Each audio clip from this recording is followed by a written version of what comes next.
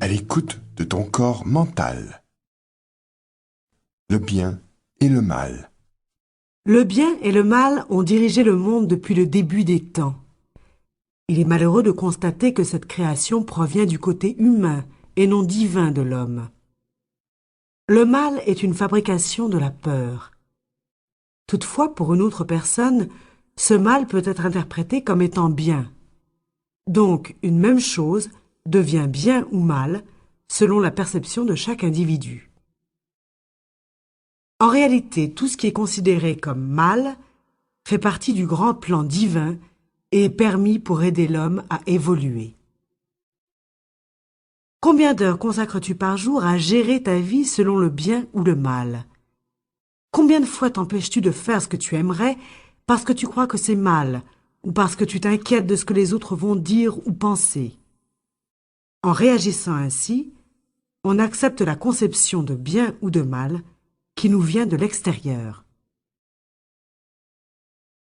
Lorsque la notion de bien et de mal est beaucoup trop prononcée, tu deviens trop rigide avec toi-même et avec les autres. Tu laisses passer des occasions fantastiques où tu pourrais vivre d'heureux moments. Tu es tellement occupé à juger et à critiquer les autres que tu ne vois pas à ta propre vie, à ce que tu pourrais faire pour toi. Qu'arrive-t-il à une personne dans une telle situation? Elle ne ressent aucun bien-être et ses moments d'émotion sont fréquents et continus. Quelle réaction as-tu lorsque tu fais quelque chose de mal? Tu ne l'acceptes pas, tu es en colère contre toi-même et tu ne cesses de t'en vouloir. Tu vas à l'encontre de la grande loi d'amour qui dit que l'on doit s'accepter. Tu as choisi ta façon de vivre et tes habitudes actuelles, car tu as cru qu'elles étaient bien pour toi. Mais es-tu vraiment l'auteur de cette décision? Ou bien te trouvais-tu sous le pouvoir d'une influence extérieure? Il n'y a vraiment rien de bien et de mal. L'orgueil. Très peu d'humains aiment entendre parler d'orgueil. Je n'en ai encore jamais rencontré qui l'ait complètement maîtrisé. L'orgueil est une des nombreuses manifestations de la peur, mais vient également du côté parfait de l'être humain.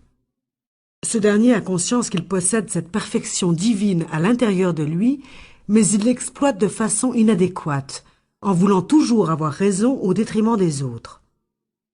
L'orgueil est un autre défaut du plan mental, de l'intellect. On reconnaît l'orgueilleux à sa façon qu'il a de toujours vouloir avoir raison et de donner tort à ceux qui l'entourent. Il donne l'impression d'être le seul gagnant. La force et le pouvoir que l'orgueil semble procurer ne représentent qu'une illusion, car en réalité, l'orgueilleux est toujours perdant. Tenter de changer quelqu'un correspond à une forme d'orgueil. Lorsque tu penses intérieurement d'être correct et d'avoir raison comparativement à l'autre qui a non seulement tort et qui est complètement déplacé, tu es l'unique perdant. Si tu laisses l'orgueil prendre le dessus, tu perdras beaucoup de choses. Ça te coûte très cher au niveau de l'amour, de tes relations, de ta santé, de ton bonheur. En vaut-il la peine? Le meilleur moyen d'apprendre à maîtriser ton orgueil lorsque tu fais face à quelqu'un qui veut avoir raison consiste à ne pas t'obstiner. Accepte l'idée que dans le moment, cette personne possède une vérité qui lui est importante. Sa vérité s'avère aussi vraie pour elle que la tienne l'est pour toi. Qui a raison? Les deux, sans aucun doute. Réalise que derrière l'orgueil se cache toujours une ou plusieurs peurs. Celle de ne pas être aimé, d'être rejeté, jugé, critiqué, de ne pas être à la hauteur d'une situation, de perdre quelque chose ou quelqu'un. Si une personne orgueilleuse se présente à toi, essaie de voir toute la souffrance et la peur dans son comportement. Cette personne cherchera peut-être à te changer, à te faire peur par ses attitudes tranchantes et autoritaires. Mais ne te laisse pas impressionner, car en réalité, elle est probablement plus effrayée que toi. Les besoins du corps mental. Voici les 7 besoins fondamentaux que tout être humain doit fournir à son corps mental. Si tu négliges de répondre à ces besoins, Cela provoquera des effets dans ta vie physique, mentale et émotionnelle. Le premier besoin, par ordre d'importance, la vérité. N'est-il pas ennuyant de faire profiter de soi par le mensonge? Ta superconscience réagit de la même façon lorsque tu te mens à toi-même. Être vrai signifie penser, dire et faire la même chose. Tes propos doivent être identiques à tes pensées. Il ne s'agit pas de dire tout ce que tu penses, mais si tu parles, tes paroles doivent refléter tes pensées. Lorsqu'une action s'y rapporte, on se doit d'agir en fonction de ce qui a été pensé et dit. Le deuxième besoin, l'individualité. L'individualité, c'est être toi-même et non être ce que tu penses que les autres attendent de toi. On doit cesser de penser au qu'en dira-t-on, que vont-ils faire, que vont-ils penser. Le troisième besoin, le respect. Il est très important de respecter les autres et de se respecter soi-même. Si l'on te manque de respect, regarde ce que tu as semé. Respectes-tu vraiment les opinions, les idées et la façon de voir des autres? Voudrais-tu changer certaines personnes autour de toi? C'est un manque de respect que de vouloir changer qui que ce soit. Le quatrième besoin, la sécurité. Bien des gens interprètent la sécurité comme étant un bon compte de banque, un travail offrant plusieurs avantages sociaux, une belle maison, quantité de biens matériels, et même avoir un partenaire. Tout ça n'est que fausse sécurité. C'est ce qu'on appelle être à l'aise dans son insécurité. La vraie sécurité, c'est la tranquillité d'esprit qui vient de la pensée qu'il n'y a aucun danger à redouter. C'est de savoir que fondamentalement, quoi qu'il arrive, tu as tout ce qu'il faut à l'intérieur de toi pour provoquer ce que tu veux voir se matérialiser et changer ce que tu ne veux pas. Sache que tu es capable de passer à travers n'importe quelle situation. Tu as tout ce qu'il te faut. Le cinquième besoin, l'intégrité. Intégrité veut dire honnêteté absolue. Comment te sens-tu face à quelqu'un de malhonnête manquant à ses devoirs, à ses engagements, qui ne garde aucune promesse? C'est la même chose pour toi-même. N'oublie pas que ces besoins s'appliquent autant à toi qu'aux autres. Le sixième besoin, le guidage. On a besoin de sentir que quelqu'un d'autre a besoin de soi. Chaque être humain a ce besoin. On ressent ce grand besoin d'aider et de guider, mais bien souvent, on s'y prend de la mauvaise façon. Guider, c'est donner un conseil sans attente. Mais souviens-toi qu'un conseil non demandé n'est jamais apprécié. On a tant de difficultés à se mêler de nos affaires. Le septième besoin, la raison d'être. T'empresses-tu de te lever tous les jours pour accomplir ce que tu as à faire?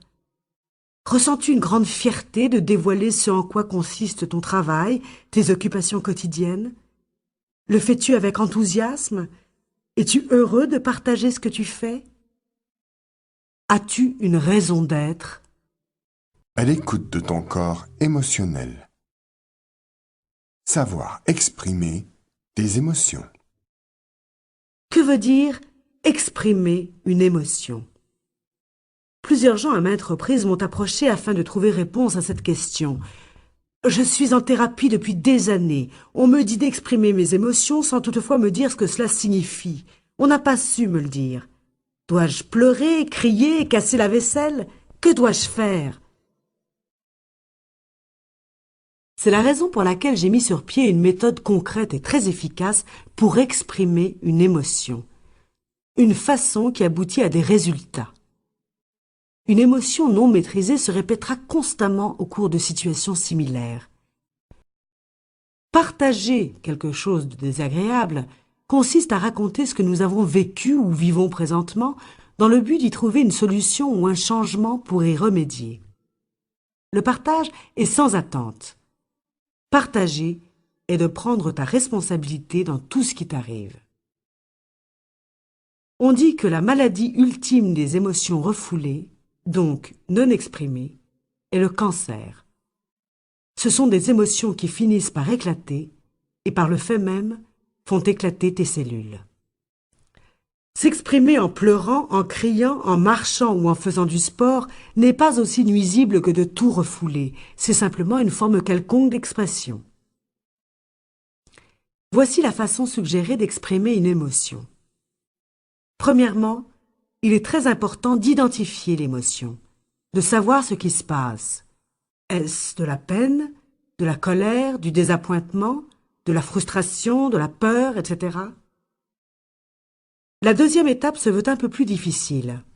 Il s'agit d'accepter la responsabilité de l'émotion. Accepter que c'est toi qui as créé ton émotion, que tu t'es laissé influencer par l'extérieur, parce que tu as vu ou entendu, alors que tu aurais pu avoir une attitude totalement différente. Toutes les émotions de l'être humain viennent de la même source, la pensée.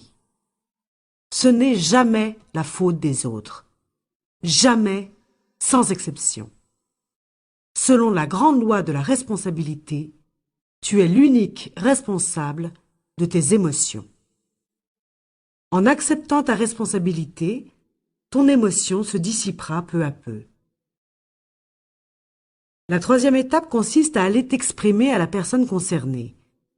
Cette étape ne sera pas nécessaire si tu as accepté ta responsabilité avec tout ton cœur. Toutefois, je te conseille fortement de la mettre en pratique, justement pour voir si tu as agi avec ton cœur et non avec ta tête.